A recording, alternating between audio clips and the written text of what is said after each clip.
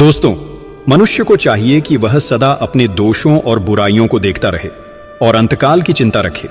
जिनमें यह दो गुण होते हैं वही सच्चे साधु होते हैं, वही सच्चे भक्त कहलाते हैं। ऐसा स्वभाव ईश्वर की अनुकंपा का लक्षण है। दान देना, दूसरों को खिलाना और सांसारिक भोगों से उदासीन हो जाना, यह सब परलोक को सुधारते हैं और स्वर्ग की प्राप्ति कराते हैं। जो लोग ईश्वर पर दृढ़ भरोसा रखते हैं उन्हें कोई कष्ट नहीं होता। उन्हें भूख लगने पर भोजन मिलता है, वस्त्र न होने पर वस्त्र मिल जाते हैं। ऐसा अद्भुत प्रबंध होता है कि उन्हें इसकी खबर तक नहीं होती। अपनी प्रतिष्ठा की इच्छा रखना बहुत ही बुरी बात है। जो लोग चाहते हैं कि दूसरे उनकी इज्जत करें, वे जलन के भागी बनते हैं और चारों ओर से ठुकराए जाते हैं। भक्त का कर्तव्य यह है कि वह अत्याचारी और शत्रु के लिए भी कभी बुरा विचार अपने मन में न लाए, न कभी भगवान से यह प्रार्थना करे कि उसे दंड मिले। ऐसा करने मात्र से भक्ति नष्ट हो जाती है और यह अपराध भक्त के खाते में लिख लिया जाता है। ईश्वर से प्रेम करो और उसके भक्तों से भी प्रेम करो। ईश्वर से प्रेम का अर्थ है उसकी दी हुई हर वस्तु को प्रसन्नता से स्वीकार करना, और भक्त से इसीलिए कि वह ईश्वर का प्यारा है। यदि कोई व्यक्ति जानते हुए और समझते हुए भी बुरा कार्य करता है और फिर उस कार्य पर प्रसन्न होता है तो वह महान पापी है। जो लोग बुराई की प्रशंसा करते हैं वे भी उसी पाप के भागी होते हैं। अधिकतर साधक स्त्रियों द्वारा ही बिगड़ते हैं। उनको देखना ऐसा है मानो विष का प्याला पीना। जो लगन का पक्का है, जो उनके प्रभाव से बच के निकल पाया, वही ब्रह्मानंद की मिठास छक पाता है। शेष सब इसी में डूब मरते हैं। संगम ही नहीं बल्कि परस्त्री को देखना, छूना, उसे एकांत में पास बिठाना, उसकी ओर बुरे इरादे से चलना, उसका दिल में चिंतन करना और इस प्रकार की कोई आशा लगाना इत्यादि, यह सभी मैथुन है। यद्यपि यह सब मन को अच्छे लगते हैं पर अंत में दुखदायी ही होते हैं। यदि बिना इरादे के तुम्हारी दृष्टि किसी स्त्री पर जा पड़े तो उसमें दोष नहीं लगता, क्योंकि देखना आंख का स्वभाव है। लेकिन एक बार देख के फिर दोबारा जब उसे देखोगे या प्रथम बार आंख पड़ते ही टकटकी लगा जाओगे तो यही पाप बन जाएगा। उसकी सूरत का बिंब गहरा होकर तुम्हारे दिल पर जम जाएगा और कभी न कभी तुम्हें सोते जागते पतित करके ही छोड़ेगा। काम वासना पर विजय प्राप्त कर लेना महाकठिन है। यदि हृदय में कुवासनाओं का उदय हो गया तो यह भी पाप ही है। इसलिए युवकों को विवाह कर लेना उचित है। निज स्त्री के सहवास से यदि संयम से हो तो कभी भी ईश्वर मार्ग में बाधा नहीं आती, न प्रकाश मंद पड़ता है। साधक के लिए काम रूपी शत्रु पर विजय दिलाने के लिए वह एक साधक होती है। उसकी मदद से वह इंद्रियों से निश्चिंत हो भजन का आनंद लूटते हैं और उन्नति करते हैं। इसलिए शास्त्रों में सहधर्मिणी इसको कहा है, क्योंकि वह धर्म कार्य में सहायता देने वाली है। अविवाहित अथवा वैरागी नवयुवक साधकों को उन्नति में बहुत देर लगती है, क्योंकि कुप्रवृत्तियों के उदय होने पर उन्हें उनसे युद्ध करना पड़ता है। उस समय असली साधन छूट जाता है और उसी के दमन में लगना पड़ता है। याद रखो, भक्ति का उदय होना ही ईश्वर की कृपा का लक्षण है। जिस पर उसकी कृपा दृष्टि नहीं होती वह सांसारिक भोगों में उलझा रहता है और अपना जीवन व्यर्थ कर देता है। बुरे कार्य की प्रेरणा करने वाला और उस घटना को सुनकर प्रसन्न होने वाला, उस काम में सहायता पहुंचाने वाला, ये सभी पापी कहलाते हैं। इन सबको दंड मिलेगा और उन्हें नरक की अग्नि में डाला जाएगा। प्रभु कहते हैं, ईश्वर तुम्हारी सूरतों और वैभवों को नहीं देखता, बल्कि तुम्हारे दिल के भावों, तुम्हारे कर्मों और व्यवहार को देखता है। इनको संभालो। शरीर को चिकने चुपड़े रखने और बाहरी ठाठ व आडंबर से तुम्हारा भला नहीं हो सकता। हे आत्मन, व्यर्थ और फिजूल कार्यों में समय नष्ट न करो।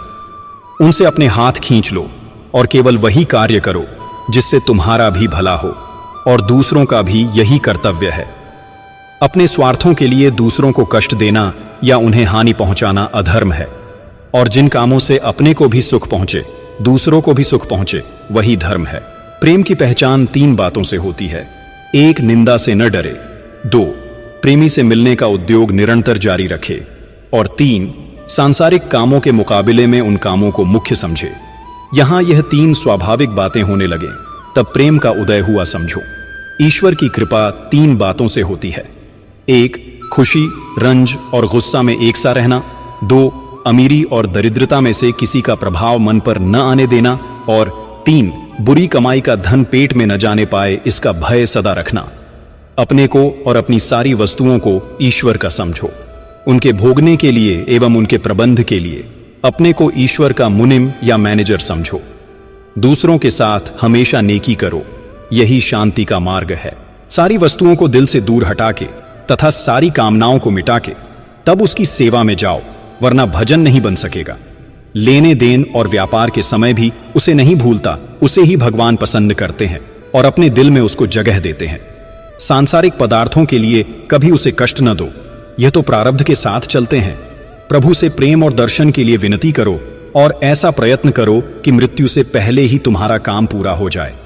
साधकों को स्त्रियों से और सांसारी लोगों से बच के रहना चाहिए। ये दोनों डुबो देने वाले शैतान के जाल हैं। इनके द्वारा ही वह दिलों को बिगाड़ता है और कर्तव्य से विमुख करता है। सबसे बड़ा पाप परस्त्री गमन है। इस काम के करते ही हृदय पर पर्दा आ जाता है, वहां से प्रकाश हट जाता है, अंधकार भर जाता है और साधकों की करी कराई कमाई मेहनत सब बर्बाद हो जाती है।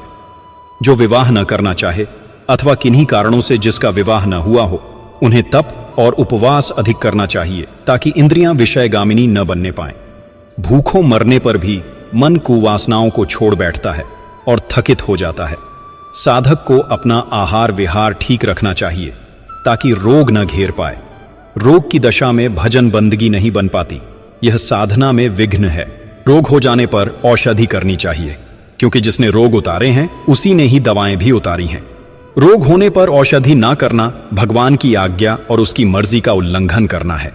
धैर्य और खुशी से रोग के कष्ट को सहन करना चाहिए, क्योंकि उसके अंदर भी भलाई छिपी रहती है।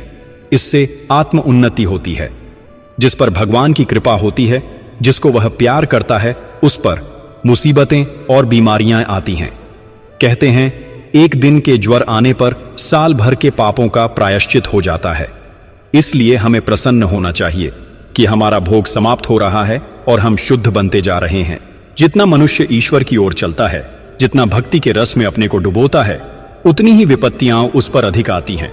रोग और दरिद्रता में वह घिर जाता है, परंतु इन सब के पर्दे में भलाई रहती है।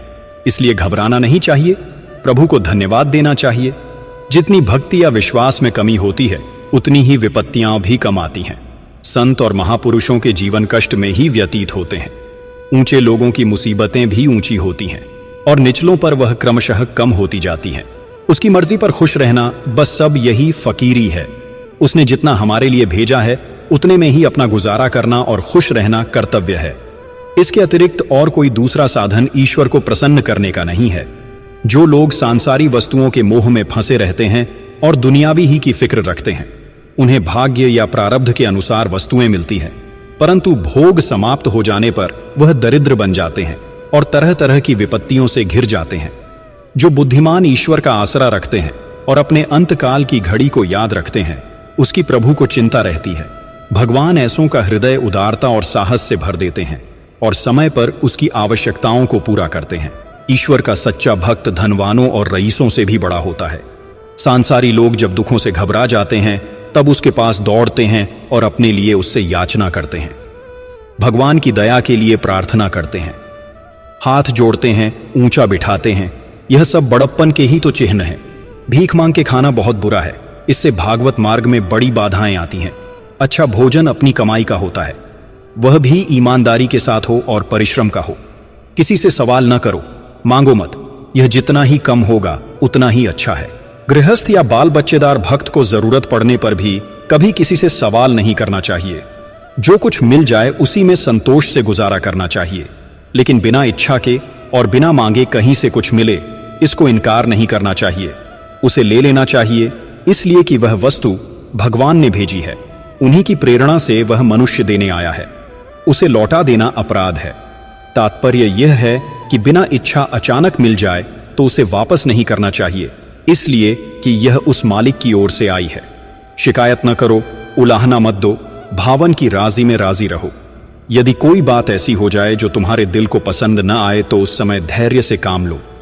धैर्य वाले से प्रभु खुश होते हैं और उसकी सब मुरादें पूरी करता है। धैर्य और दया में बड़े गुण हैं। रामायण में एक जगह आया है, मोह सन प्रीति माजू तन आशा, कहूं तो तात कहां विश्वासा। यह भगवान राम कह रहे हैं कि हे तात, यदि कोई मेरी भक्ति का दावा करे और दूसरे लोगों से मांगता फिरे, उनसे किसी वस्तु के लिए आशा बांधे, तो फिर मेरे ऊपर किसका विश्वास कहां रहा? यह भक्ति कैसी जिसमें आसरा या भरोसा ना हो, अर्थात ऐसे भक्तगण जो अपने सुख की सामग्रियों के लिए दूसरों की ओर ताकते हैं। दिवाली भक्ति है। वह भेजे तो हर्ष से इनकार न करे और न भेजे तो धैर्य से उसे सहन करे। दोनों हालातों में उसकी मर्जी पर चलता चला जाए और खुश रहे। यही भक्ति है, यही ईश्वर को प्रसन्न करने का जरिया है। भगवान का दिया हुआ धन, दौलत इत्यादि जिसके पास अधिक होता है, उसी के पास दीन, दुखिया और जरूरत वाले आके सवाल करते हैं। वह उसी मालिक के भेजे हुए आते हैं। वृथा मत लुटाओ, पर अधिकारी की अवश्य सहायता करो, उसकी आवश्यकताओं को यथा योग्य पूरा करो, वरना वह अपनी दी हुई वस्तु किसी दिन छीन लेगा। जिस मनुष्य की सारी इच्छाएं पूरी हो रही हों और वह खूब फल फूल रहा हो, तो समझ लो कि ईश्वर ने उसे छुट्टी दे रखी है और उसकी ओर से आंख मूंद रखी है, क्योंकि वह जिस पर कृपा करता है, जिसका भला चाहता है, उसकी इच्छाएं पूरी नहीं होने देता और कष्ट में ही रखता है। अध्यात्म में आगे एक ऐसा स्थान आता है जहां कोई अपने परिश्रम से नहीं पहुंच सकता। कोई क्रिया कर्म वहां की चढ़ाई के समय काम नहीं देते। जिसको वह चाहते हैं उस पर दया सागर भगवान विपत्तियां भेजते हैं। इन्हीं के द्वारा वह उसको पार करता है। कोई मनुष्य एक महापुरुष के समीप जाकर अपना दुखड़ा रोने लगा। कहने लगा, भगवान, मेरा सारा माल चोरी हो गया और उसी दिन से मैं बीमार हूं। महात्मा ने उत्तर दिया, तुम पर प्रभु की इन दिनों बड़ी दया हो रही है, तुम्हारी उन्नति होने वाली है, क्योंकि बीमारी और नुकसान बेहतरी, भलाई की सूचना है। उनसे आगे कुछ न कुछ सांसारिक या पारमार्थिक लाभ होता है। भगवान की दया हमेशा दुखियों पर ही हुई और होती है। सुखियों की ओर वह आंख उठाकर भी नहीं देखते। इसलिए घबराओ मत, उसका करुणा हस्त कब तुम्हारे सिर पर आता है, इसका इंतजार करो। समय आएगा कि जब उसकी प्रेम वर्षा सावन भादों के मेघ मंडल की तरह झड़ी लगा देगी और तुम उस अमृत जल से सराबोर हो जाओगे। उस समय कोई हिसाब नहीं किया जाएगा कि तुमने कितने अच्छे कर्म किए हैं और कितने बुरे। इसलिए धैर्य से दुखों को सहन करो और उसकी याद मत भूलो। अपना प्रत्येक काम सोच समझकर करो और हर समय ईश्वर से भयभीत रहो। जो उस मालिक के डर से कांपता रहता है, वही बुद्धिमान है, वही विश्वासी है। ऐसा मनुष्य कभी नरक में नहीं जा सकता, क्योंकि बुरा कर्म भूल से भी उससे नहीं होगा। भिक्षुक और छोटा बन के ईश्वर के दरबार में जाओ। बड़ों की वहां गुजर नहीं है। उसके द्वार की खिड़की बहुत तंग है, जिसमें बड़ा नहीं निकल पाता। जीवन निर्वाह के लिए जितनी जरूरत हो उतनी चीजें तुम्हारे पास होनी चाहिए। आवश्यकताओं से अधिक साधक को अपने पास सामान नहीं रखना चाहिए और जिन चीजों की जरूरत नहीं है उनको खरीदने में पैसा बर्बाद नहीं करना चाहिए। अधिक धन से अहंकार और भय मिलते हैं और फिजूल खर्ची के बाद अशांति आती है। इसलिए यह दोनों ही बुरे हैं। अमीरों की सुबहबत में बैठना, उनकी नकल उतारना साधक के लिए उचित नहीं है। उसका जीवन सदा आडंबर रहित होना चाहिए। उसमें दिखावा और शान नहीं होनी चाहिए, क्योंकि उनको ईश्वर ने इसलिए जन्मा है कि वे दूसरों को सादगी सिखावे। कई लोग अमीर और हाकिमों को खुश करने के लिए न करने योग्य काम भी कर बैठते हैं। यह बड़ी कमजोरी है। ईश्वर से डरो, मनुष्य की परवाह मत करो, वह कुछ नहीं बिगाड़ सकता। जो मनुष्य ईश्वर को खुश रखने के लिए दुनियादारी की परवाह नहीं करता, उसे ईश्वर सारी आफतों से बचाता है। जो ईश्वर को पीछे डाल देता है और मनुष्य की खुशी को मुख्य समझता है, उसे ईश्वर छोड़ देता है। भोग विलास में लिप्त न हो। किसी भी मनुष्य के प्रभाव में आकर अपनी निष्ठा को मत छोड़ो। प्रेम ईश्वर का दिया हुआ मिलता है। जो लोग सांसारिकों की संगत में पड़ के विषयगामी हो जाते हैं, उनसे वह अपना प्रेम छीन लेते हैं। बुरे कर्मों से बुद्धि बिगड़ जाती है।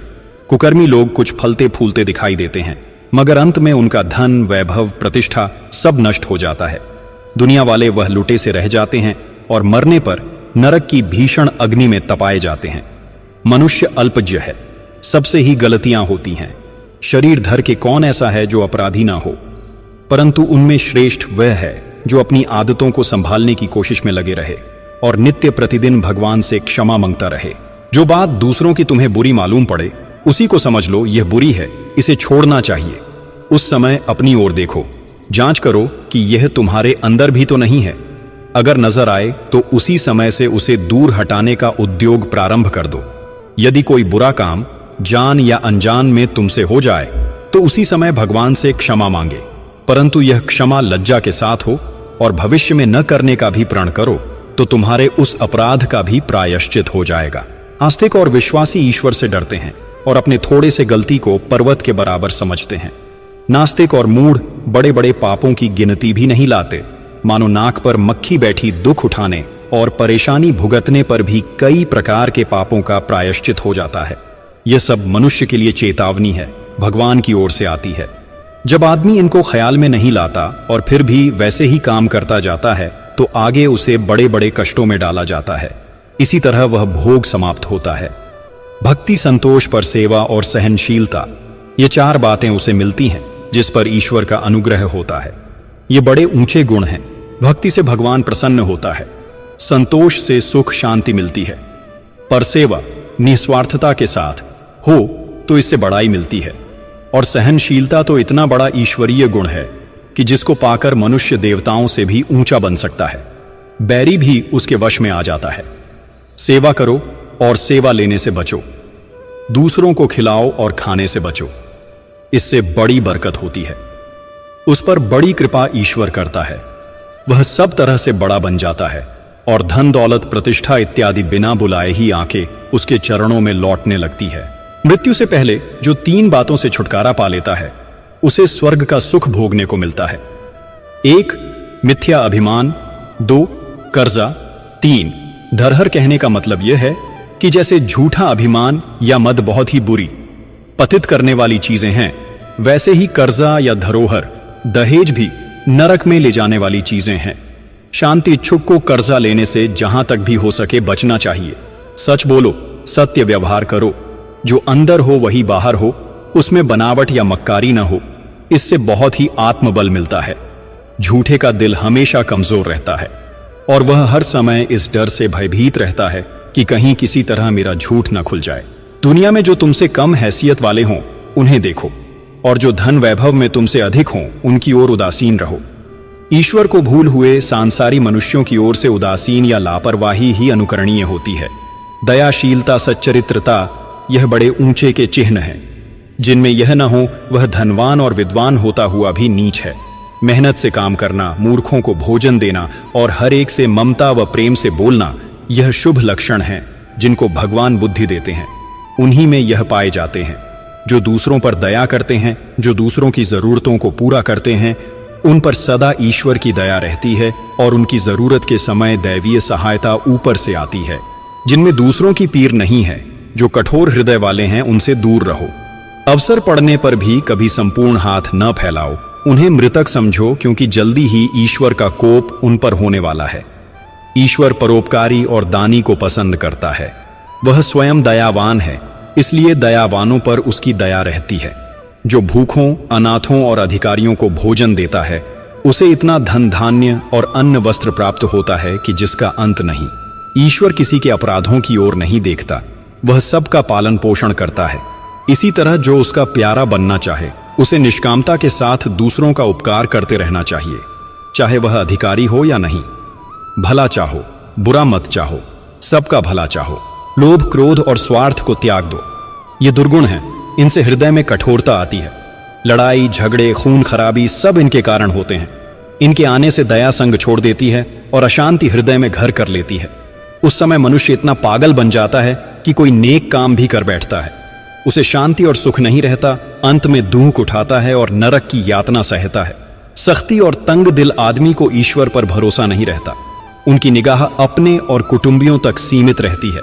वह दूसरों को दुख देने और उनकी चीज लेने को तैयार रहता है। उदारता उसके अंदर से निकल जाती है और इन्हीं पापों के कारण किसी दिन उसका विनाश होकर रहता है। संसार ईश्वर भक्तों के लिए कैद खाना है। वह उसे त्यागने की चिंता में चिंतित रहते हैं। यहाँ के किसी पदार्थों में नेह नहीं करते।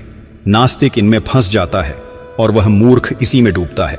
ईश्वर भक्त ईश्वर को चाहता है, दुनियावी की किसी वस्तु की चाह नहीं करता, इसलिए संसार की ओर वह उदासीन रहता है। बुद्धिमानी यही है कि हम ईश्वर को चाहें और ईश्वर से उदास न रहें। कम हंसो, कम बोलो, हर समय दुनियाओं के झगड़े में मत पड़े रहो, उसकी चर्चा मत करते रहो। यह छाया की तरह नाशवान है, इससे ममत्व मत बढ़ाओ। स्वास्थ्य के लिए धन संचय मत करो, परमार्थ कमाओ। यही सच्चा धर्म है कि जिसके सहारे तुम्हें परलोक में सुख मिलेगा और ईश्वर का अनुग्रह तुम्हें प्राप्त होगा। धन और प्रतिष्ठा की इच्छा मनुष्य को बावला बना देती है। अपनी जरूरतों को कम करो आवश्यकतानुसार इन चीजें अपने पास रखो। शरीर के पालन पोषण के लिए संग्रह करो, इससे अधिक को दूसरों के काम में लगाओ। दौलत मन में विकार लाती है, वह अंधा बना देती है। जो इसमें नहीं फंसता उसे दिव्य जाय मिलता है। वह यह भी खुश रहता है और वहां भी सुख भोगता है। ईश्वर धन देकर मनुष्य की परीक्षा लेता है।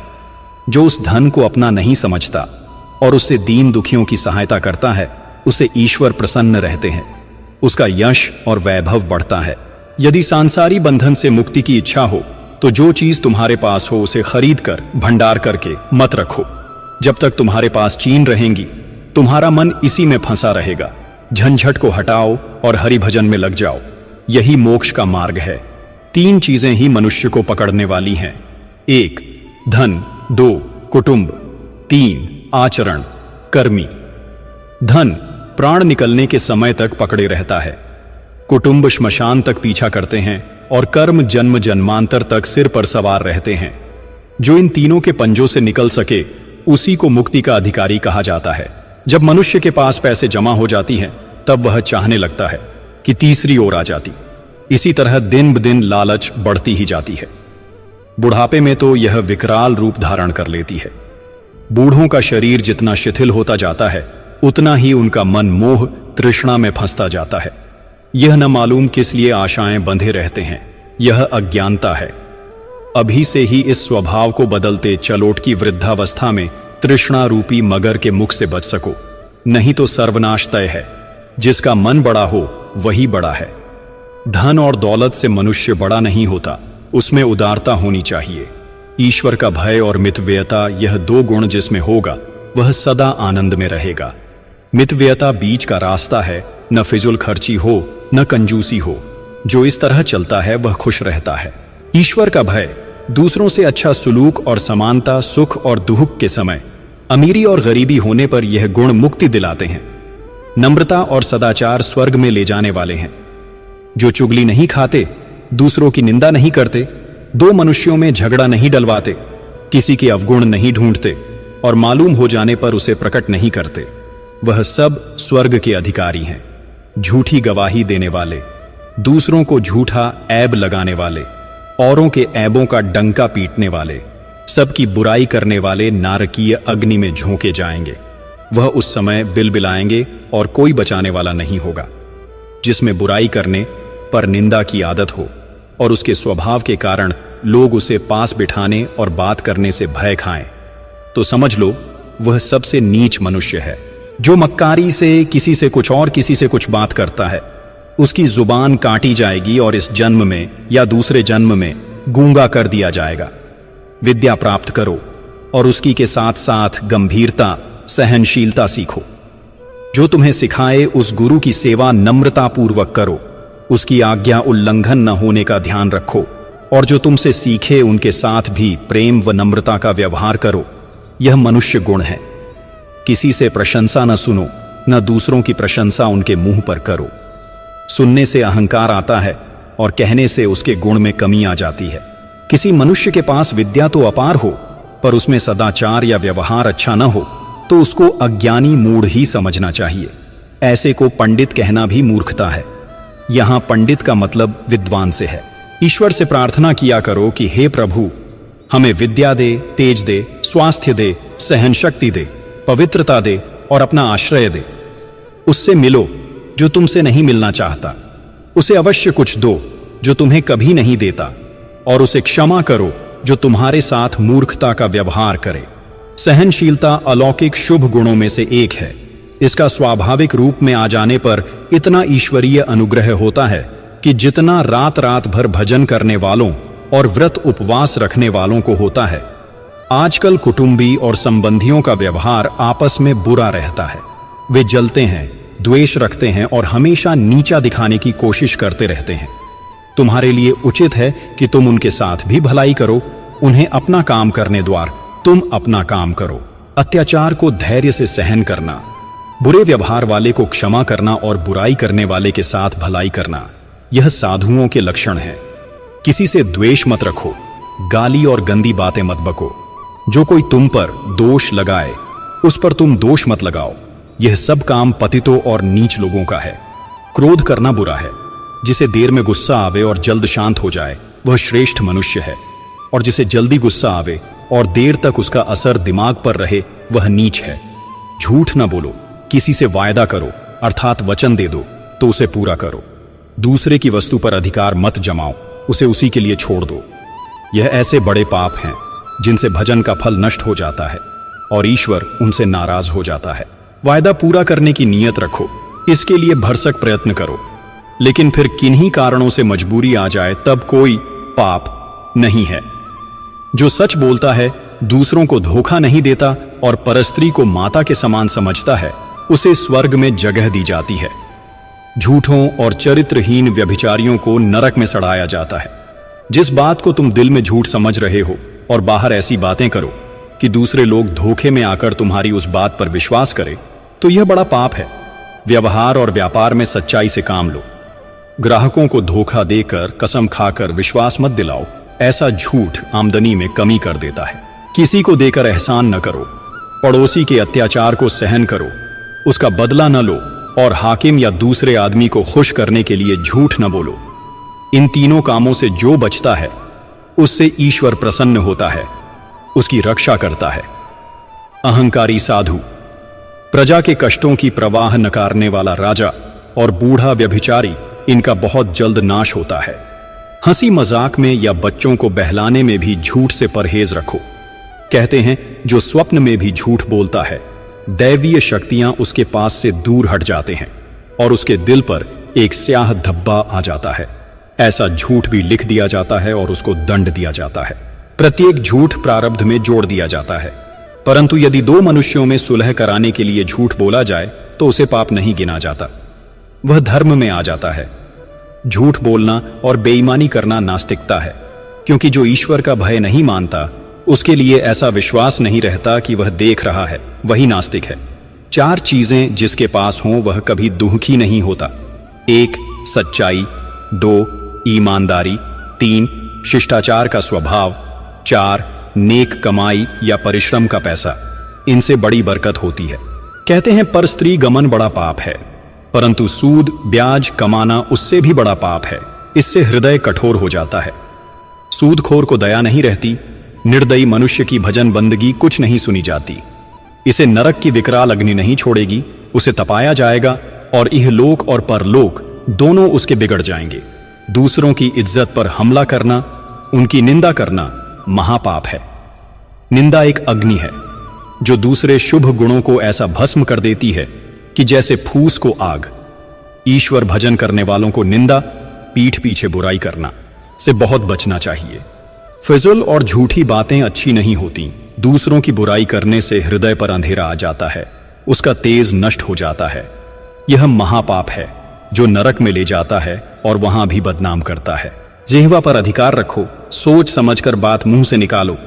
वाणी को रोकने का प्रभाव मन पर बहुत पड़ता है, वह भी जल्दी अधिकार में आ जाता है। चुप रहने की आदत बनाओ, दूसरों लोगों से कम मिलो, ईश्वर के सम्मुख रो, अपने अपराध की क्षमा चाहो। ये सभी काम मोक्ष देने वाले हैं। जो वाणी पर संयम कर लेता है और दूसरों के दोषों को छुपाता है, उसके दोषों की ओर भगवान भी नहीं देखते, बल्कि और उन्हें छुपाते हैं। बात कहते समय ईश्वर से डरो, वह तुम्हारी वाणी के समीप ही मौजूद है। वह सच झूठ को देख लेता है और उसी के अनुसार फल देता है। ईश्वर पर विश्वास रखने वाले की जिह्वा मन के पीछे चलती है। बात कहने से पूर्व वह मन में विचार लेता है कि यह कहने योग्य है या नहीं, तब मुख खोलेगा और नास्तिक निर्भयता के साथ बिना सोचे समझे जो चाहे सो बक देता है। ऐसे लोग नरक यातना से नहीं बच सकेंगे। अधिक बातें करने वाला, बेमतलब बकने वाला ईश्वर की भक्ति का अधिकारी नहीं हो सकता।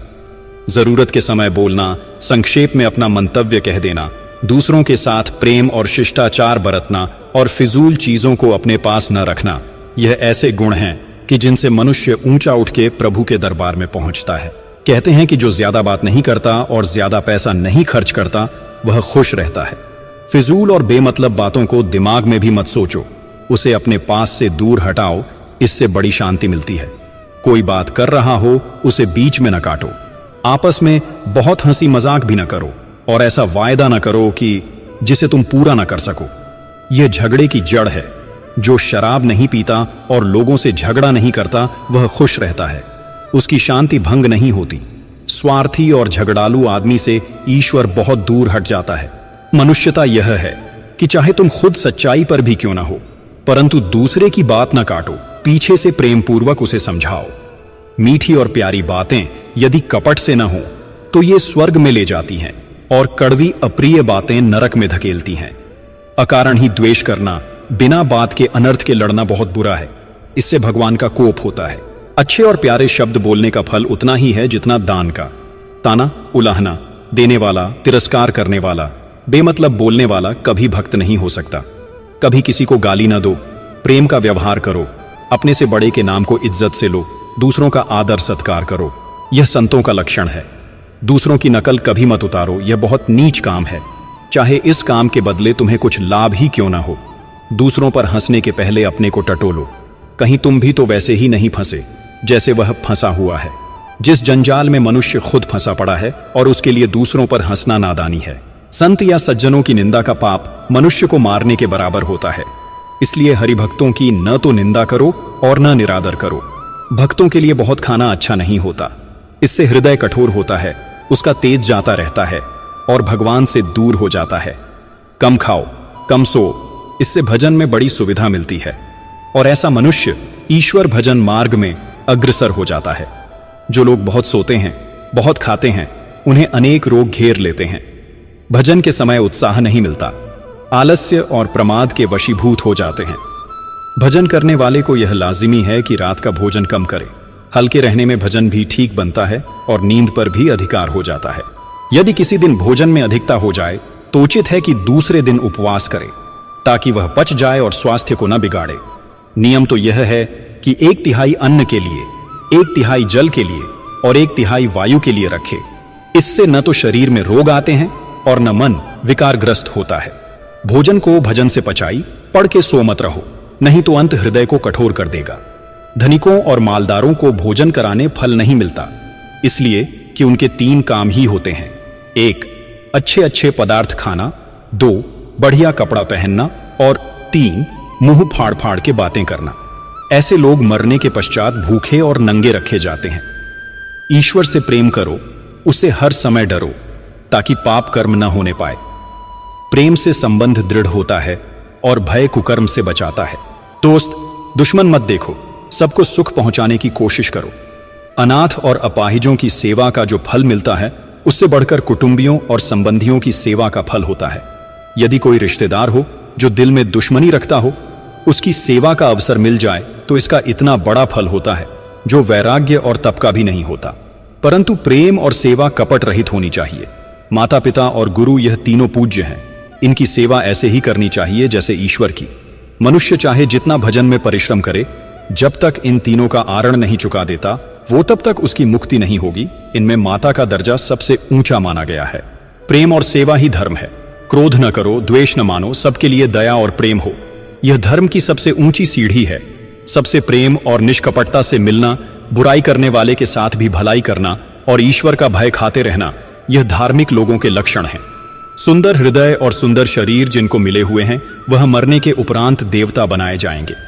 कोई मनुष्य भजन तो दिन रात करे, परंतु सगे संबंधियों तथा अड़ोसियों पड़ोसियों के साथ बुरा व्यवहार रखे, उन्हें कष्ट दे या उनसे बुरा भला कहे, तो भजन का फल नष्ट हो जाता है, वह नरक में डाला जाता है। सच्चरित्रता ही मनुष्यता है। मनुष्य में यह नहीं तो वह मनुष्य नहीं है। सच्चरित्रता आदमी के अपराधों को ईश्वर क्षमा कर देता है। क्रोध और अहंकार बुरी चीजें हैं। क्रोध के गुण को पी जाओ या उसे निकाल के बाहर फेंक दो, इससे अपने को बड़ी शांति मिलती है और ईश्वर भी प्रसन्न होता है। जिस कुटुंब के लोग प्रेम पूर्वक रहते, आपस में न लड़ते हैं, न एक दूसरे को देखकर जलते हैं और न दिलों में द्वेष रखते हैं, स्थानों पर सुख और शांति की वर्षा होती है। धन धान्य से वह घर भर जाता है। खुद भी मिलो, दूसरों को भी मिलाओ। जो मनुष्य 2 आदमियों के बीच झगड़ा करवाता है, उनके दिलों को जुदा करता है, यह महापापी है, उसे घोर दंड मिलेगा। और जो 2 दुश्मनों को मिलाता है, यह नेकी उसकी लिखी जाएगी और बहुत बड़ा फल उसे दिया जाएगा। पड़ोसियों, संबंधियों और मित्रों की कष्टों में सहायता दो। विपत्ति पड़ने पर तन मन धन से उनकी सेवा करो, उनसे प्रेम का व्यवहार करो। ऐसा मनुष्य खूब फलता फूलता है। सदा ईश्वरीय अनुग्रह उस पर रहता है। जिसके पड़ोसी उसके व्यवहार के कारण खुश रहते हैं, ईश्वर बड़ी कृपा उस पर करता है।